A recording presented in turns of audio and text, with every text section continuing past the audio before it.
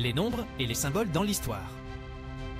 Le 1, le premier signe astrologique du zodiaque, est le bélier.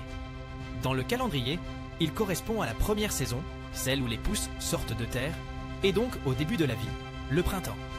Cette origine remonterait à la civilisation des Chaldéens. Passés maîtres dans l'astrologie et l'astronomie, même s'ils n'ont inventé ni l'une ni l'autre, ils ont transmis leur savoir aux Grecs, puis aux Romains. Il y a plus de 2500 ans, leurs calculs ont montré l'existence de la constellation du Bélier, au début du cercle du zodiaque. Pour eux, ce premier signe s'appelait l'Ulyme, le mouton de tête.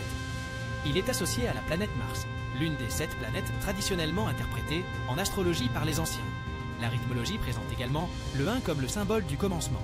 Cette discipline étudie les nombres au travers de leur portée allégorique, occulte. S'ajoute une portée psychologique et symbolique, voire karmique, propre à l'arithmologie. Ainsi, le chiffre 1 renvoie à l'unité.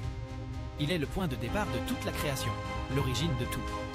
On parlera du chiffre 1 comme du point alpha, première lettre de l'alphabet grec. C'est aussi le début d'un cycle se renouvelant sans cesse. La suite des nombres aboutit à 10, et avec la réduction théosophique de Pythagore, elle nous ramène toujours au 1 du commencement. Certaines combinaisons avec le 1 sont, par ailleurs, étonnantes. Prenons l'exemple du nombre 4, ou même du 7. On obtient le 1 en ajoutant le 4 au nombre qui le précède.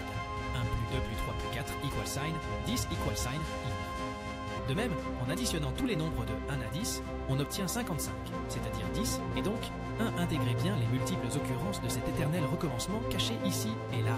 Les fins de cycle annoncent aussi le début d'un autre, comme la mort n'est qu'une fin apparente, mais suivie d'autre chose. Aristote, philosophe de l'Antiquité, avait constaté que la nature a horreur du vide. Cette phrase se vérifie dans bien des situations, comme lorsqu'une naissance survient dans une famille après un décès.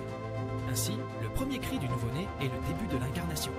On associera le nombre 1 à la couleur blanche et ainsi à la pureté, la lumière, l'énergie première et l'origine, ou la fin, de toutes les couleurs. Souvenons-nous de cette anecdote.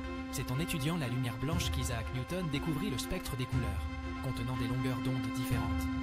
Il est souvent mentionné, ou expérimenté, que la couleur blanche est celle de la perfection et du divin. Pour les francs-maçons, l'origine de leur ordre remonterait à 4000 ans avant Jésus-Christ. Selon eux, le premier jour de l'année est le Lunaire Mars, en accord avec la tradition biblique. La science a évidemment placé le 1, l'origine et l'unité dans la découverte de l'atome. Parmi tous les atomes, celui d'hydrogène est le plus simple.